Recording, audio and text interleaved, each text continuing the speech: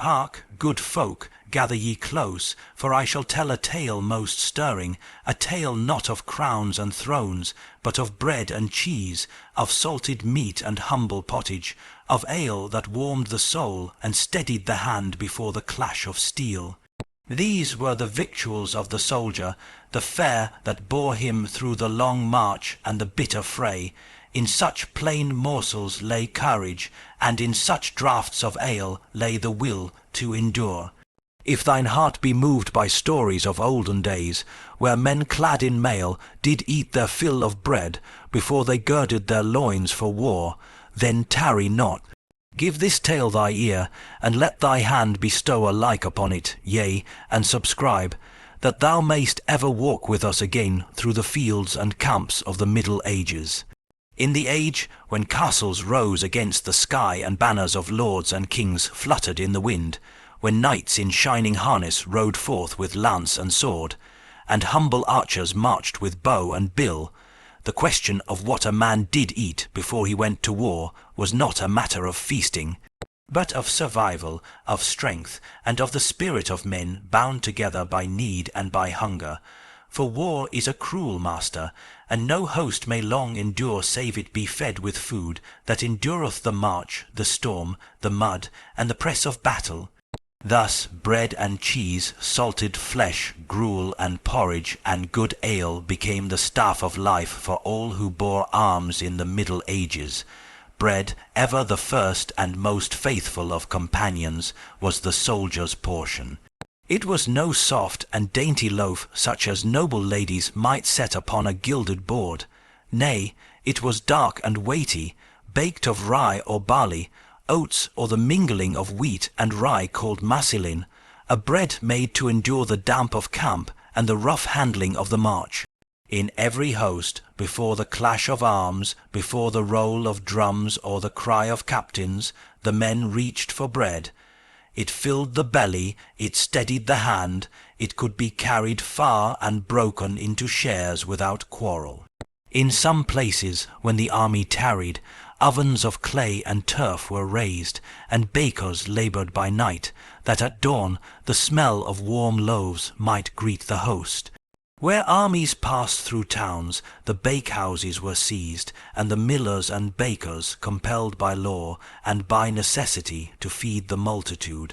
Knights and men of rank might dine upon whiter bread, sifted of husks, soft and easier to chew. But the common foot soldier, he who bore the brunt of toil, gnawed the coarser loaf, dark with bran, yet stout in substance, keeping hunger at bay. Bread was not merely a thing to eat, it was trenchers upon which meat and pottage were laid, it was crumbs cast into stew to thicken the broth, it was crusts dried against the fire to endure another day.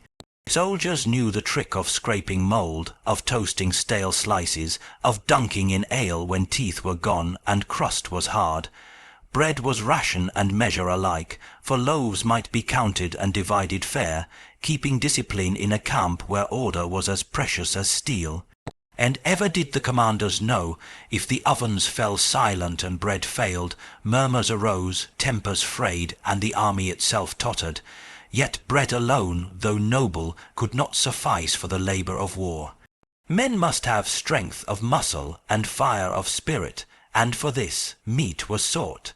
For in the mind of the medieval soldier, bread filled, but meat gave might. When the knight feasted on venison or beef, or when the humble archer boiled his salted pork, both believed that flesh lent them vigour to swing sword or draw bow in the hour of trial. Yet the manner of meat was ever bound by rank and fortune. Knights might dine on fresh cuts of beef, mutton, or game, their cooks dressing the flesh with care, while the levy man and the poor spearman made do with salted slabs, smoked bacon, or dried flesh like unto jerky, chewed upon the march. Barrels of pork and beef, heavy with salt, followed the army. These were boiled long in pottage to soften the tough flesh and to leach away the brine. Smoke-houses filled the camps of northern hosts, yielding hams and sides of bacon that could be carried far. herds of cattle, sheep, and goats trudged behind the host, to be slaughtered before great battles, that men might go forth with fat and strength renewed. The land itself gave meat too, when desperate, fish drawn from rivers, eels in barrels, herring salted by the sea folk, and in the east strange meats like camel or even horse when famine pressed hard. For though the church laid fasts upon the faithful, yet necessity oft made commanders turn a blind eye, for better to sin with meat than to march and faint for want of it. Meat was more than sustenance, it was a symbol. When fresh flesh was distributed ere battle, it spake to the men, Ye are cared for, ye are strong, ye are one company. Around the fires men cast their salted pork into the common pot, stirred with onions or beans, and ate together. The smell of roasting flesh drifted through the camp at dawn, binding men's hearts with courage and hope. Even bones and scraps were not wasted, for broths and soups were made, giving warmth and comfort to the lowest ranks. Thus meat was both food and ritual, a gift of strength and a pledge of unity before the dread hour of combat. And when bread and meat were not at hand, or when the larders grew lean, then the army turned to gruel and porridge, the humble yet faithful companions of soldier and peasant alike. These were the pots that ever simmered, into which grain was cast, oats in the north, barley in the west, rye where wheat would not grow. Sometimes peas and beans were mingled in, lending strength and fullness, though no man spoke of amino nor of science, yet all knew by experience that grain with legume gave more endurance than grain alone. These pots bubbled in every camp, great cauldrons hung upon iron, into which the men dipped their spoons, eating shoulder to shoulder, knight and footman alike. Gruel was thin and quick, porridge thick and filling, sometimes made rich with onions, garlic, or leeks, sometimes flavoured with a bone or herbs gathered from the hedgerow. A bowl of hot pottage steadied the spirit on cold mornings, gave warmth and courage against the damp, filled the belly with slow, burning strength. It was food that needed but fire, pot, and grain, and thus it became the last stronghold against hunger when meat failed and bread grew scarce. Many a siege was endured with naught but porridge, monotonous yet life-saving, and in the shared cauldron comradeship was found, for eating from one pot men felt themselves as one body, equal in hunger and equal in survival. Cheese and dairy, too, found their place, humble yet mighty in their service. Hard cheeses were favoured, for they kept long, could be carried in pouches, and divided fair without quarrel. A wedge of cheese with a crust of bread was near a complete meal, bearing fat, salt, and protein for weary limbs. In the north, cow's cheese was most common, while in the south, sheep and goat yielded sharper flavours. Crusaders tasted strange cheeses and curds of the east, yet all armies found dairy a friend.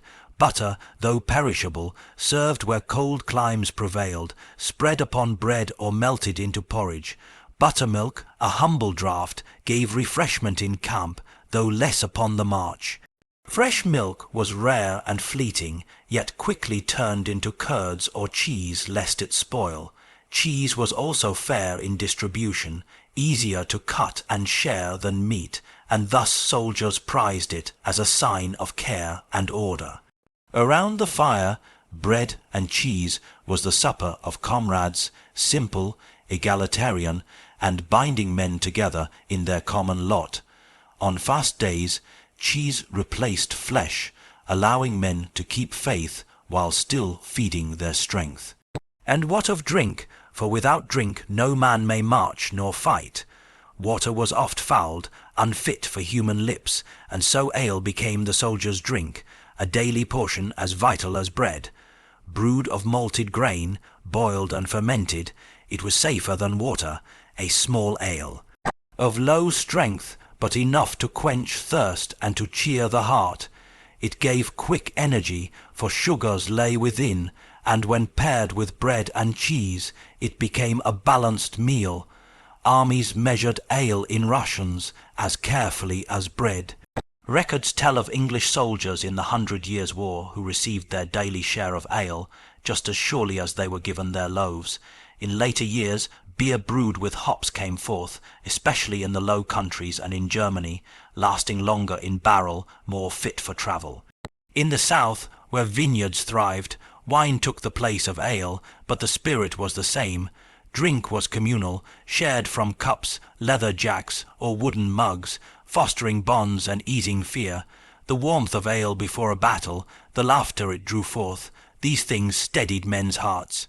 True, drunkenness could mar discipline, and captains were wary, yet moderate drink was seen not as vice, but as necessity, for thirst is a crueler foe than wine or ale.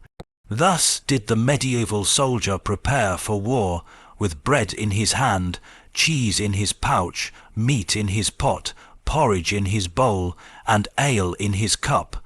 These humble foods were no luxuries, but the lifeblood of armies. They sustained body and spirit, they bound men together, they gave comfort in foreign lands and under lowering skies. And though no man spake of calories or proteins, yet all knew in their hearts that such fare gave them the strength to endure the march and to face the peril of battle.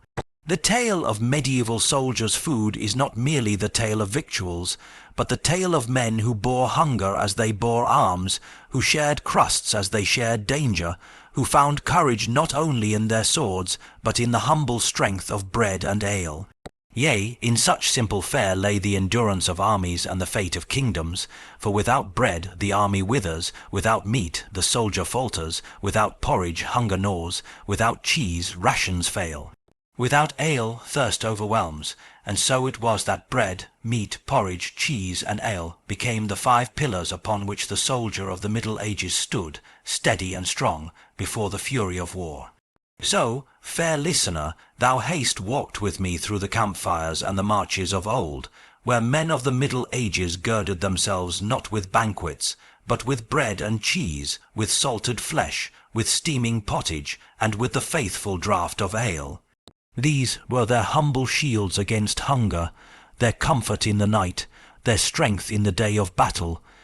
If this tale hath stirred thy heart, let thy hand bestow a like, and do subscribe, that thou mayst return again to hear more of the lives of those who went before us. For history is not only writ in crowns and battles, but in the bread a man doth break with his fellow.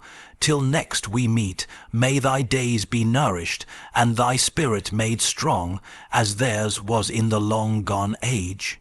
Fare thee well.